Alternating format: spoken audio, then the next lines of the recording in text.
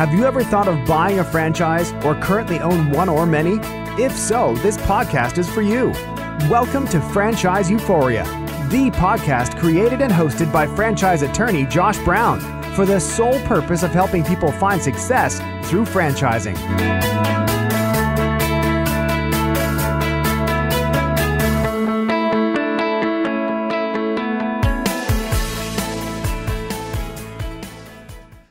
Hello and welcome to another episode of Franchise Euphoria, the podcast to help buyers, owners, and expansion-minded businesses find success through franchising. Today, I am super excited to have Maritza Parra on the show. Maritza is an author, speaker, and trainer who's passionate about helping people build their six-figure list with prospects who want what you uniquely offer. Recently honored as one of the top women in e-commerce by We Magazine, seen on stages such as Dan Kennedy, the Canada Marketing Summit, Maritza teaches heart-centered experts how to build a list of raving fans and convert them into happy buyers. She's a weekly syndicated columnist with her plugged-in business and technology column. Known as the List Building Queen, Maritza's subscribers, clients, and students have had amazing success, featured on The Jimmy Kimmel Show, Town & Country, and Cosmopolitan magazines, to name a few. You may have heard of the concept of list building, yet if you aren't profiting wildly from your own list, you haven't heard what Maritza shares on the subject. It's the very reason why Oprah's producers called her to ask her for an interview. Hello, Maritza, and welcome to the show. Hey, Josh. I'm so excited to be here and talk about profiting with your own list community. Well, I love that. That is such a key component to doing business in today's age. And as you know, my audience is made up of dreamers and owners and expansion-minded businesses, and they all want to know, how do you build up your list? How do you continue to generate not only the customers, but the line of customers so that you can continue to be profitable? But before we dive into all of that, you have such an interesting history as an entrepreneur, and you really are a classic example in my mind of someone who has turned passions into profits. And I think you first did so with horses. And I'd love for you to just tell us about that and kind of tell us about your journey to where you are today. Yes, I've been crazy about horses since I was a kid. And actually, when I was in art class in elementary school, they would say, okay, make something. And I'd always make an ashtray shaped like a horseshoe, and nobody smoked in my family. So it was just an obsession that I had. And finally, my parents, got a couple of horses for me and my brother. I started learning a type of riding called dressage, which is kind of making the horses dance. And for his birthday one day, we didn't have anything to give him, so we decided to do a horse show and make the horses dance. And we had two other friends who also had their horses, so I came up with a choreographed routine, put it to music, did the show, and one of my dad's friends was on the board of the South Texas Kidney Foundation, and he was like, we have a fundraiser coming up. You kids need to come and perform what you just did for the fundraiser. We went to the fundraiser, local celebrities were there, and we were invited to do another show. And this went on for a while, and I wasn't getting paid. But one day, my little teenage brain said, what if I asked for money? And an attorney's wife came to me after we had just performed and said, my husband's having a birthday soon. Can you bring the horses, and can you do a horse show for his birthday party? And I said, yes, and it's going to cost you this much. And she, without blinking, said, absolutely, that's great. How do you want to be paid? So in that moment, my whole world kind of opened up, and I said, wow, if one person will say yes to purchasing this horse show experience, more people will do the same. So I made it my mission to learn how to do marketing so that I could market my show. And we ended up traveling all over the United States. We did things for the New York Racing Association, for Columbia Pictures. I got to meet Matt Damon, Penelope Cruz, and did a horse show for a film wrap party for a film they did. And I wrote in downtown Chicago for a PR company. It did ads and all kinds of amazing stuff and got paid for it.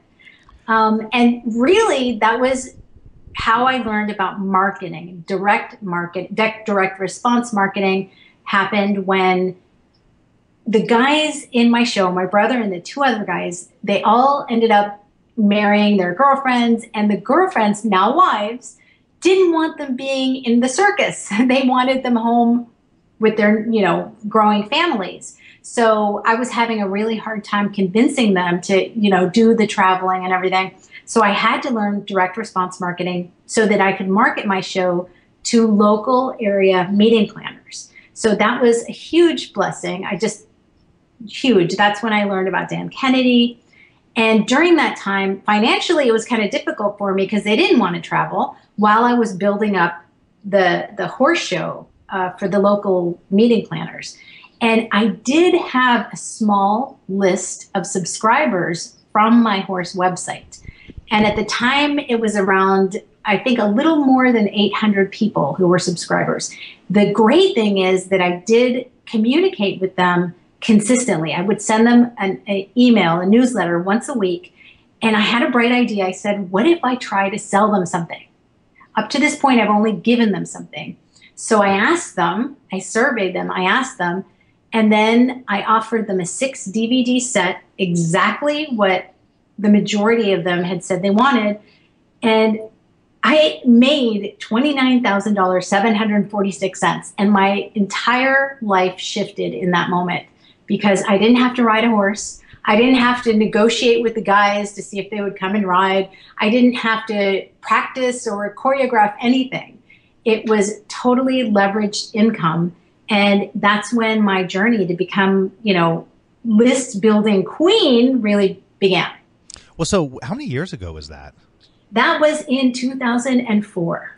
Wow. So you were early because was anybody else really building lists in 2004? There were people in the late 90s. Gosh. Lists. Well, yeah, those are just like my heroes.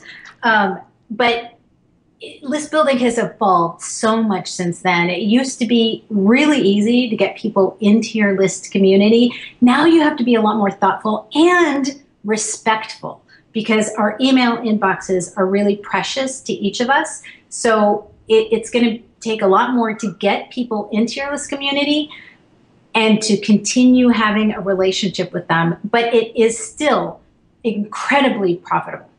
Yeah, and I think too, obviously every list building has been around forever, but the online list building in the digital age and doing all that, that's just a whole different animal, like you said, because people are bombarded right now with everybody trying to get them on a list. I think that your background, it's almost like it just fell right to you. It's so perfect for you. And you've gotten such your experience with the horses is incredible. Before you were building that list, how were you getting the message out so that people from outside of your local area were hearing about you? Was it word of mouth mostly, or were you doing direct marketing efforts offline as well? When we were traveling around the country, it was totally word of mouth. I didn't do any advertising at all. When the guys didn't want to travel anymore, the guys in the show, then I went to my local visitor and convention bureau here in San Antonio. And thankfully, we're a big tour and convention city, huge. So at that time, the Convention and Visitors Bureau, they would give away their lists. It was so awesome. Now you got to pay for them, but it's still totally worth it. So they had a list of all of the planned conventions and tour groups that were coming to the city, years in advance, because people plan that with a lot of advance notice.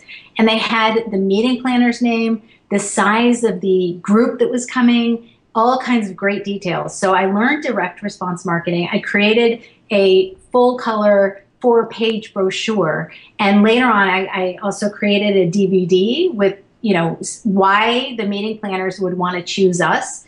And my whole spiel was, you'll be a guest at your own event. It'll be an event that nobody will ever forget. You can get whatever you want, and it's going to be the easiest thing you ever did.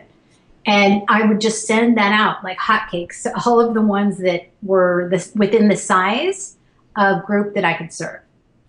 Well, so let's break this down because when I talk about list building, I get excited. Obviously, you get excited. I mean, I think there's a lot of people out there though that still fully don't understand it and don't understand the value of it. So, I can't wait to just break this down with you over this interview. So let's just start from the very beginning on, can you explain about direct marketing, about a list, and sort of your top 5 reasons why it's so important and probably the most important thing that a franchise owner, a small business owner can do and actually need to do very, very early on. Perfect. So I want to make a little bit of a differentiation because list building is not lead generation. Lead generation is basically getting prospects interested into your products, information, or service, or inquiring into them. Or if it's a store, like a brick and mortar store, walking into your store. And list building differs because list building is building a list of your ideal prospects and getting them to desire, you want to get them not interested, but to desire to stay in touch with you and get into what I call your virtual home, which is your list database. So a lot of people think that list building is, hey, on social media, how many Twitter followers do I have? Or how many YouTube subscribers do we have? How many Facebook fan people do we have? That is not list building. That is a great place for lead generation. But list building is getting them into your database where you can communicate with them via email. And then you can leverage virtual communication in a smart way to build that relationship, build that know, like, and trust factor, and bring in new sales and increase repeat sales as well. So, and you want to do it with direct response type marketing, which is where you're actually wanting to get, you're doing calls to action. You're telling them, click this link in the email that gets them to this page, to watch this video, to purchase this product. So it's marketing that elicits a response from people. Yeah, and marketing that is obviously, I mean, it's content driven, but it's content that is specific to a group of people that is interesting to it, something they want to hear. It's almost, inviting people to you who are of like-minded or like interests, as opposed to bombarding them with stuff that they don't really care about, right? Oh my gosh, absolutely. And a lot of people do that list engagement once people are in their list community. And I call it a community on purpose because a lot of people call it your list and they kind of treat it like data, like pixels, like numbers. And numbers, they are very important. You want to measure how many people are opting in, which means getting into your list community. But these are people with hopes, with dreams, with fears.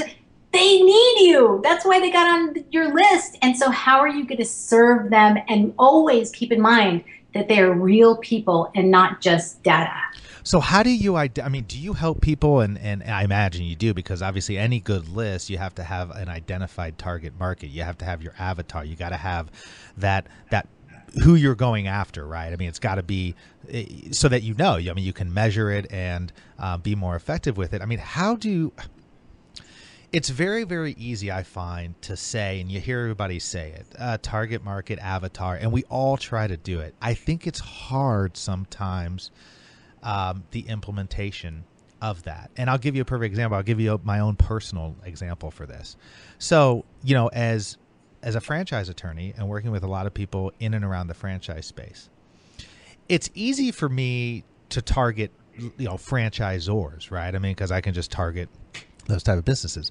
But if I'm targeting franchise buyers, people who are considering buying a franchise, well, we know that a lot of people who buy franchises have experience in, mid-level management, or have been corporate executives, or have been individuals who have been recently laid off, or it's becoming popular now for college grads to get in there as a way for, their parents will buy the franchise, teach them a lot of the business lessons, and then essentially hand it off to them. But I guess my question is, so I don't think of that though as defining my target market, because I think the challenge is trying to figure out, where do those people hang out? In other words, how do you reach those people? And I got to think you'd be really, really good at helping somebody narrow that down, so that they're not too broad in their scope, but also not too narrow, and they're doing things in such a way that is going to attract people, the right people, to their business. So for you in this, you definitely want to have different messaging for franchisees and franchisors, for sure, with a list building offer. And one of the things that you want to use that most people do not use in their list building efforts is what I call the power of story. And the power of story, so the foundation of your list building is what you mentioned, the customer avatar, getting ideal prospect clarity. What are those hopes? What are those dreams? The guy who just got laid off, the guy who has been in management and is sick of having a boss and really wants to be his own boss, and being a franchisor would be the perfect thing. The second part of that list building foundation would be the power of stories. So you being able to weave in stories about some of your clients who have been franchisors. And I go through a process with all of my students and clients that's based on Joseph Campbell's The Hero's Journey, because that is, if a movie is good, if a story is good, if even a religion, I hope I don't offend anyone, but they all go through the steps of Joseph Campbell's hero stories. That is what we as humans are. We are wired to respond to those steps. And so I've created the hero's journey for entrepreneurs. And what you want to do is go through those steps and identify where in the hero, in this case, would be a franchisor. What are those stories that you can pull out from some of the franchisors you've worked with and use that in your marketing? So you're not just talking about the ideal prospect, the avatar, you're also telling stories that are going to engage those people and are going to get them excited and get them dreaming bigger and get them kind of hooked on your stuff. I'm loving that. I think that's the best answer that I've heard of that question from this perspective, because I love that. The power of the story to me, and I sort of just had kind of an aha moment this year about that, where I think so many people get caught up with the tactical side of list building. And not once did you mention sort of the tactic, not once did you mention, MailChimp, Aweber, Infusionsoft, all the software engines that are going to be the ones that are going to be part of that list, but the toolbook. And I found with myself, and I think a lot of people that I've talked to, Maritza, they just sort of skip over what you just highlighted as the most important part. And I think it's huge. And that is, what is your story, or what is the story that is going to matter to the people that you want to attract? I was just meeting with somebody the other day, and he's in the financial services business, and we were talking about podcasting or whatever, and he was fascinated by it as well. And he said, I just don't. He goes, there's so many compliance issues and stuff. I just can't do a podcast. And I said, well, that's ridiculous. I said, it's all about a story. It's all about you taking what you do, your sort of expertise. Nobody wants to listen to your podcast if you're talking about, specifics, the technicalities about, the stock market and all that kind of stuff. Maybe some people would. But what's going to really be attractive is, how do you take that and tell a story that's going to engage the people that you want to attract? Exactly. Yes. I have a student from last year Dan Kennedy himself has been on my case. He's like, I will take your book to Entrepreneur Press, to my publishers. You got to write this book about the entrepreneur's journey and how to uncover your marketing stories. So I started the process of really digging in last year, and I got a private client, and she is a coach, and she had only sold $197 coaching sessions. And you went to her website, and it was like interchangeable with every other coaches out there, every other coach for women. And so we dug in. I went through the process of the entrepreneur's journey with her. We pulled out her story. And it's not an easy process because you got to get vulnerable, you got to get real, and you've got to get to the heart of your story. When she did that, I've got a template for it, and we filled in the blanks with her specific story. She did a teleseminar. She made 2 sales for $4,000 each, no problem. And so that was just the beginning. That was the first time out of the gate with a very small list, because she had not been successful at list building because there was nothing of her on the website at all. And so that, to me, I was like, oh my gosh, this is so huge. And this has been my entire life. With the horses, I started breeding horses when I was young, and I became like a little horse trader. I was being in Texas as a cowgirl, that was perfect. But I noticed that when I would tell stories about each horse, when I would tell stories about the history of the type of breed that I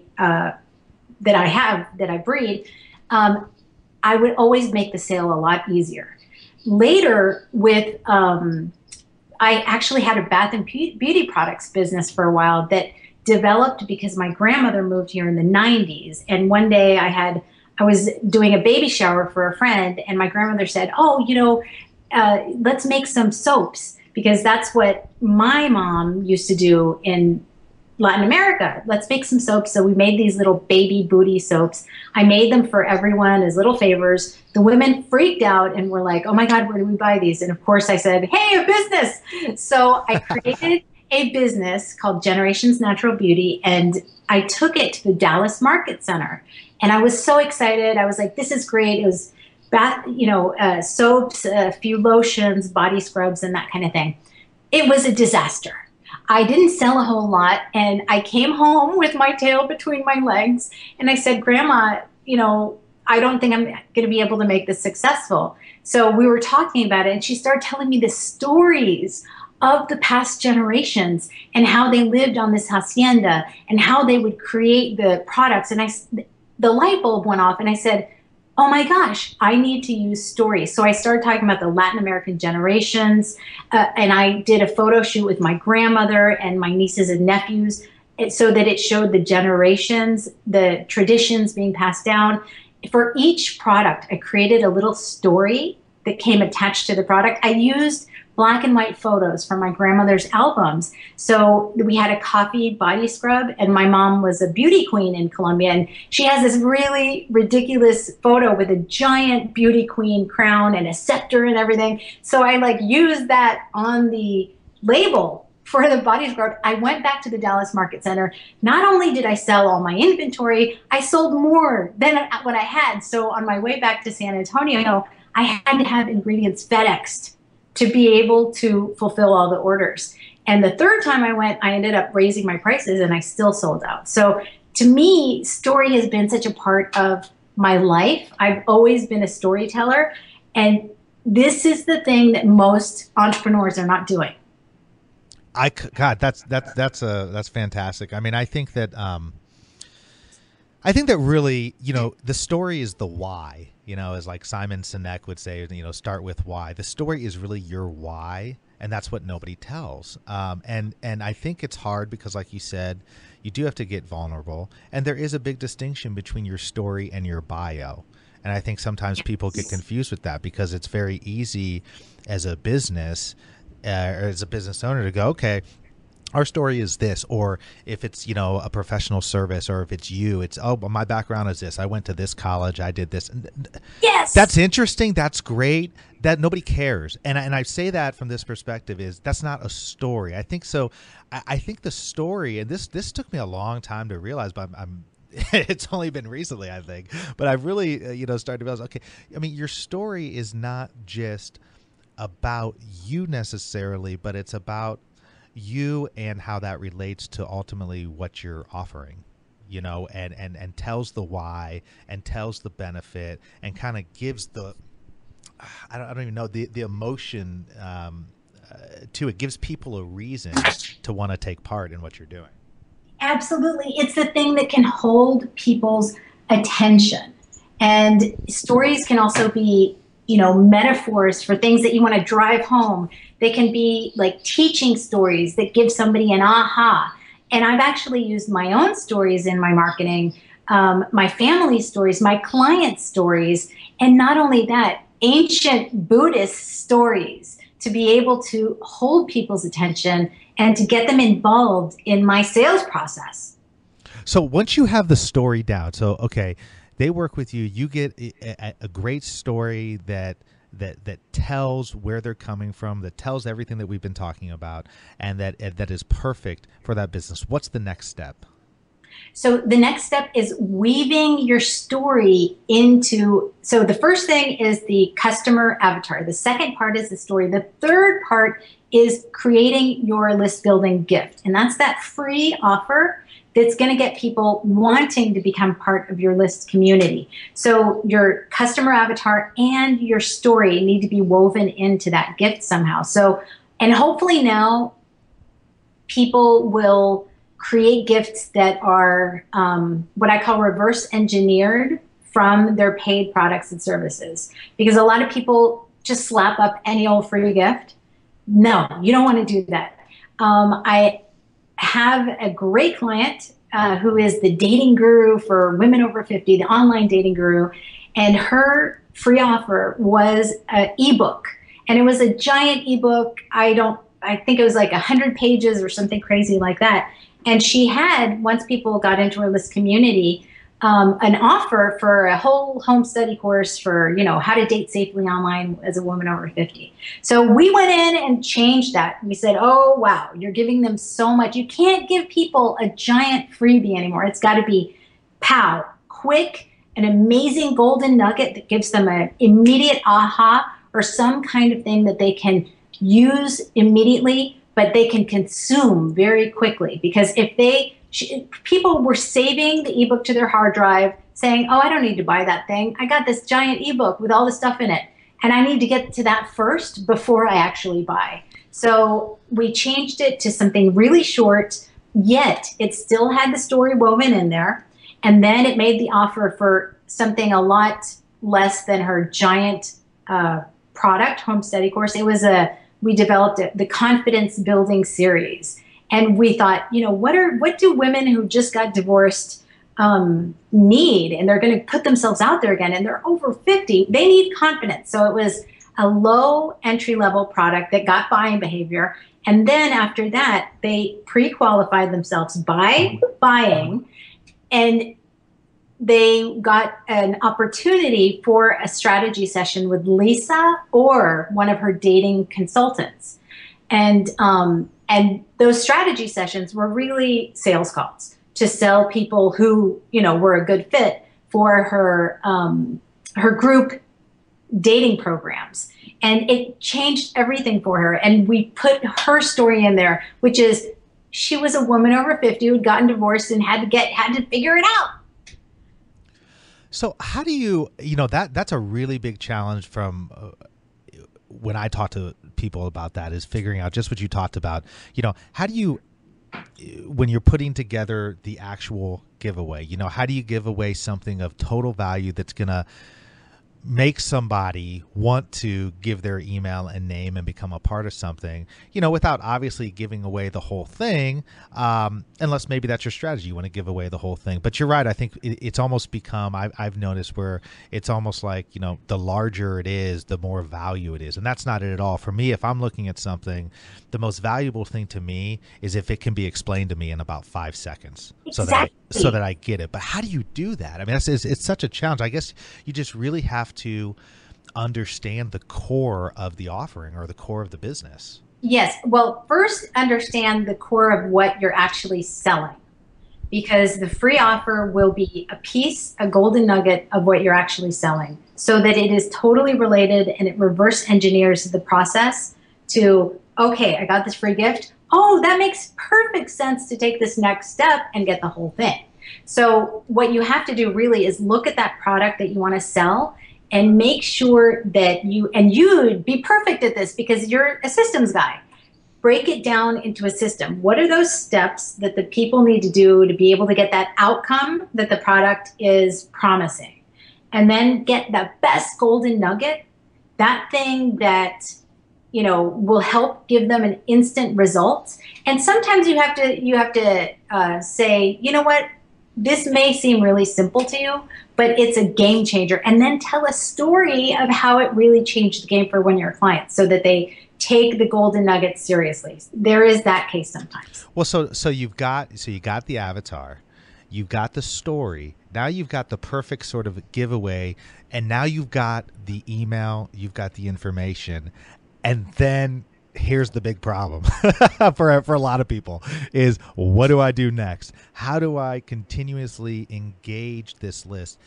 But in a way that's going to be meaningful to them, not annoying to them, because as we all know, we're all bombarded with emails and communications. And how then do you take what you now have accomplished, which is definitely an accomplishment in getting somebody's information, and how do you take care with it and develop that relationship, I guess, even more? And let me specify this a little bit. Everybody does. I mean, I know the tactical side of it. I think most people do. Okay, now you get them into sort of an autoresponder email. You start emailing, new blogs, new videos. So many people are doing that right now that it's almost a numbing kind of effect. I mean, when I get stuff, I just get stuff all the time, and I've been trying to pay attention to, okay, what makes me want to click on this versus not want to click on that. But to me, that's such a big challenge, is after the fact, now that you've gotten their information, how do you take good care with it and really develop the relationship? Because by developing the relationship, that's what's going to ultimately lead to the sale. Well, you kind of skipped one really important step. Okay. So you have the customer avatar, number 2, the power story, then the list building gift. We went to kind of engagement, but before engagement is your opt-in pages. And one of the most, like, the ugly stepchild of opt-in pages and marketing funnels is the thank you page. The thank you page, it's usually, oh, thanks for subscribing. And, nothing more than that. The thank you page should be something where you're actually celebrating, where you're giving more value, where you're managing the expectations of your new subscribers. You're keeping them excited. And so the thank you page, ideally, it will have a thank you video on it. Just so, especially if you're a business where they're building a relationship with you, then you definitely want to be on the thank you page video. And so this is where you're going to keep them excited. Let them know basically how often you're going to be communicating with them. And what you were saying about the autoresponders, I usually have one autoresponder set up per opt-in page because, yeah, people used to do like 7 days for the next 7 days, every other day for like 2 weeks. Oh my gosh, people don't like that. You have to really respect their email inboxes and be a lot more thoughtful. And people, they won't respond to that kind of thing. So on the thank you page, you want to keep them excited, keep them engaged, do a one-time only special offer that's a real one, not a fake one, because a lot of people put something on there saying, hey, you got the special offer and it's going to be half off right now. And then I sometimes go back and I'm like, okay, it was supposed to expire and it's the same exact price. So right there, the trust is totally gone. And now there's all kinds of plugins you can use that can help you do a real one-time only special offer that actually expires and changes. And so the ultimate opt-in pages is what I call them, and the thank you page is part of that, keeping them excited, keeping them engaged, getting that buying behavior as much as you possibly can. And then with the engagement, don't email people unless you have a really good reason. And hopefully you have a really good reason once a week. That would be great. But make sure that your content is great. I sometimes will go without emailing my list for like 10 days if I don't really have something good. And when it gets to that point, I'm like, oh gosh, okay, I got to sit down and actually write something good, or get Tracy, one of my content creators, I have to get on her like, okay, we need something amazing. Let's get on this. And we create something great. But a lot of people are kind of, I guess, phoning it in. Yeah, no, I find that a lot. I mean, and you can kind of tell. I mean, Yes. so how do you with content creation? I used to have. It was about a year ago. I had somebody who would do content creation for me, and she was fantastic. And obviously I would oversee all of that. But I found for myself, I become much more engaged in what I'm doing, and I pay a lot more attention if I'm actually creating a lot of the content. Now that's a big time suck. It's a big investment, and so it's very, very valuable. But what do you recommend on that front? I mean, in terms of it's so much time. People are busy running their businesses, doing everything else. How do you balance everything? So I actually usually never speak my content. I mean, never write my content. I speak it. I use something called Copy Talk. And so it's a little service where you have the speed dial on your phone, and every time I get a great idea, which is always either at the gym or when I'm riding one of my horses or in the most inconvenient time where I don't have a pen and paper to actually write it down, I speed dial the number and I, start blabbing. And then a transcription shows up in usually it's about 6 hours, 12 hours. I have no idea who does it, but it's obviously real people. And that way I've got a bunch of little transcriptions of these great ideas that I had at the most inopportune moments that if I didn't have the pen and paper, I would totally forget them later. And either Tracy can go and grab them and kind of work on that, or I can go and grab them and do a little light editing, and there you can have some great content. But to do a 500-word article takes about 2.5 minutes speaking. So it's so much easier than sitting in front of your computer with that angry blinking cursor going, are you going to write something good? Exactly. Well, and speaking of, almost taking this full circle, what I found too with just in terms of the kind of content is that it's very valuable to, when you're creating the content, to tell a story at the start to get people engaged. Yes. Oh my gosh. Yeah, that's so true. And it's more fun. I mean, everyone loves to tell stories or to listen to stories. We learn so much more through story than through just facts. And there's that old marketing saying, facts tell, stories sell. Well, so after we create these ultimate opt-in pages and do that, and then we start focusing on the engagement, what do you do at that point? In other words, in the list building process, do you then just sort of refine all those, or are there other steps? Well, you're always going to be wanting to refine. And I don't know how many ultimate opt-in pages I have out there. I actually have some from 2005 that still, when we go in and look, we're like, wow, this thing has still got legs. But you always want to be adding different offers and testing and tweaking. Okay, which headline is going to do better? And making sure also that you're making offers to your existing list community. One of the big issues that I see with some entrepreneurs is that they get so focused on the list building that they forget about the engagement and offers, which those are step 5, engagement and offers together. Because if you're just engaging, you have a hobby, you don't have a business. If you're making offers and making sales, then you have a real business. So you want to make sure to do that and to test different things that your list wants. And the great thing with growing your list community is that these tests become more profitable the bigger you grow your list.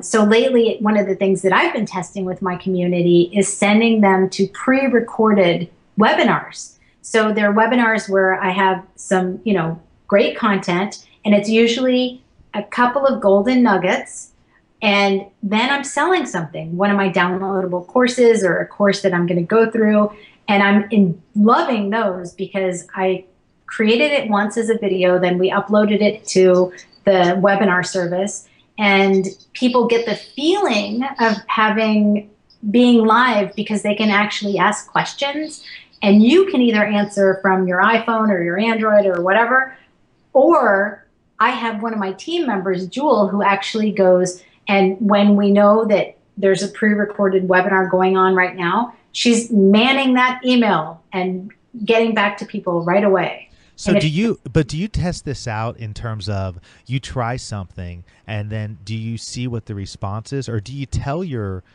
audience, hey, I'm really kind of testing this thing out. Let me know what you think of these webinars, and let me know, do you enjoy going to these webinars? I mean, are you getting that kind of active feedback, or are you kind of coming up with things, testing it, and then continuing to do what works and stopping what's not working? A few times I've told them, hey, this is going to be a test. Let me know what you think. But usually I just do it. And then I look at the numbers, and the numbers never lie. The numbers will tell you, hey, this is working, or they will tell you, no, it's not working. Or sometimes we'll divide the list into different. So one part of the list will get this, and the other part of the list will get this other thing. So, for example, one will get the pre-recorded live webinar, and one will get a live webinar with me actually on it. And that actually happened last Monday. Yeah, Monday. And surprisingly, I thought for sure, hey, I'm going to convert a lot better with me being on the phone live on the webinar, and it converted better on the pre-recorded webinar. So I actually like that outcome.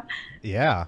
But my little ego, of course, thought that the live me was going to be better. Well, so how do you work with businesses then? I mean, do you have your own packages where you say, okay, this is going to be a 6-month package where we go A to Z on list building? Is it a month to month? Is it an hourly? How do you set things up with your clients? So what my favorite thing to do is do these huge courses where I kind of like group coaching. And then at the end of that, it's 8 weeks long. At the end of that, they fly out to Texas. And I have a guest house that I totally gutted and remodeled. And so it's a workshop space. So I'll do my own events here in my home. And it's 2 days long. And we, do hot seats with some of the people, and which are always eye-opening for everyone. And then at the event, I'll sell them into something with a lot more access and intimacy and, specific help from me.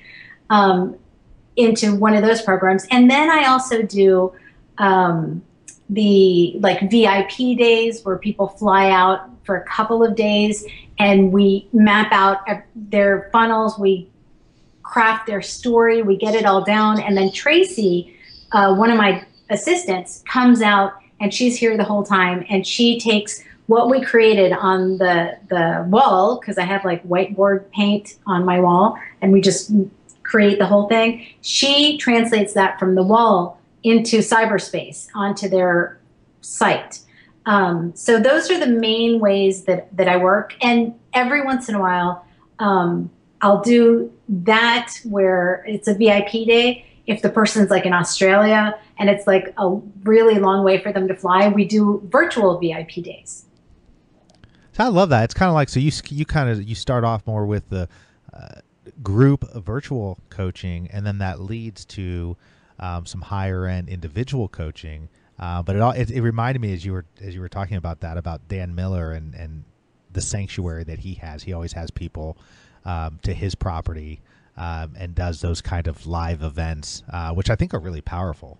I love it so much. I thought about doing one at a hotel once, and then I was like, why am I going to do that? I'm in my home. And actually, I started a meetup, I think it was 2006. And that was the whole reason Oprah called me, because I started a meetup around law of attraction, and I found a space here in San Antonio. Before I had my workshop space, I found a great space, an art gallery that would let me use the space as long as people would have coffee and eat something in the cafe. And I created my own little events, and I actually monetized that without intending. That wasn't the intention for starting it. I had actually gotten divorced and started having panic attacks, and so I got really into law of attraction and into self-development and meditation. So I started the group for that reason, and people started asking me for, hey, that visualization you led us through last time, where can I get it? And I was like, well, I don't have any products. Well, so that's fascinating. And obviously, before I let you go, I have to hear the Oprah story. Well, that was the beginning of it. The people started, one person came to my meetup the first time. And so it was three people, me, my ex-husband, and the one person who actually was an attendee. And I was like, I don't care. I need to talk about this stuff because it's changed my life. It healed my relationship with my ex-husband. It got me over the panic attacks. I feel totally re-empowered. So I really have got to talk about this stuff. So I kept doing them once a week. And it just grew like virally.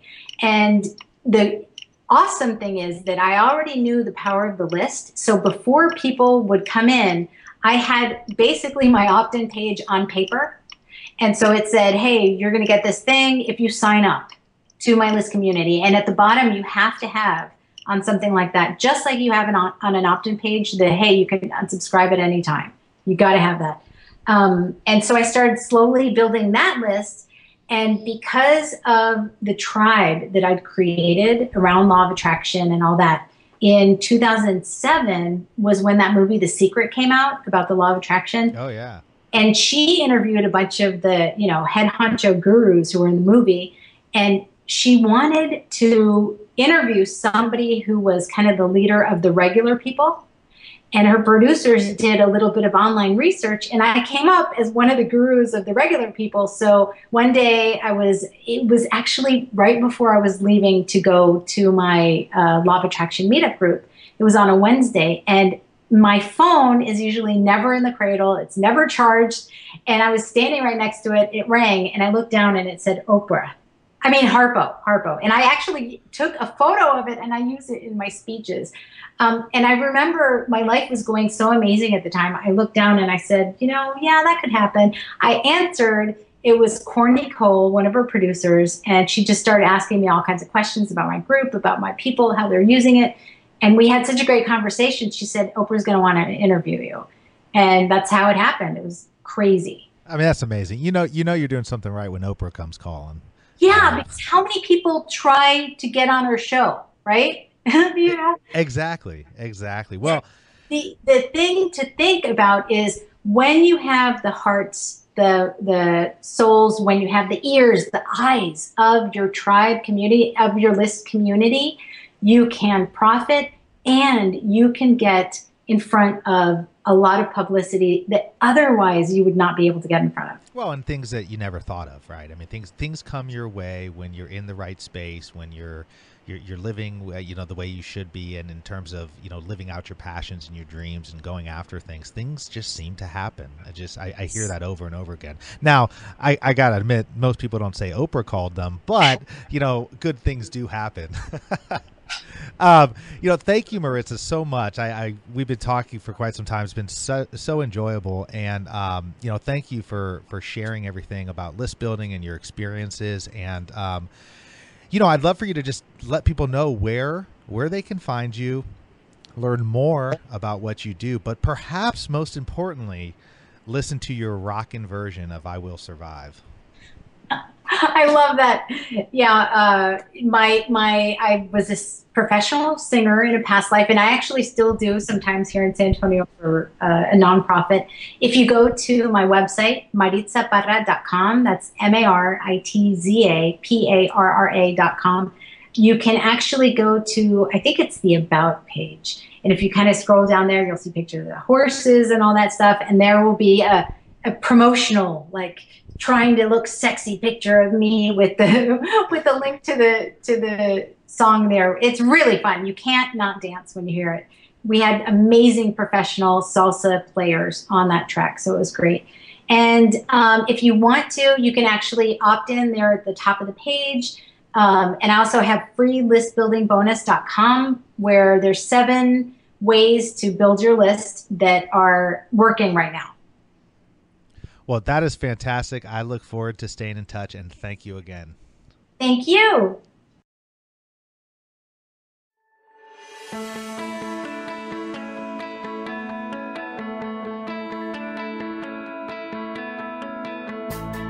Thanks for being with us today on the Franchise Euphoria podcast. If you enjoyed this episode, please be sure to go to iTunes and provide a review.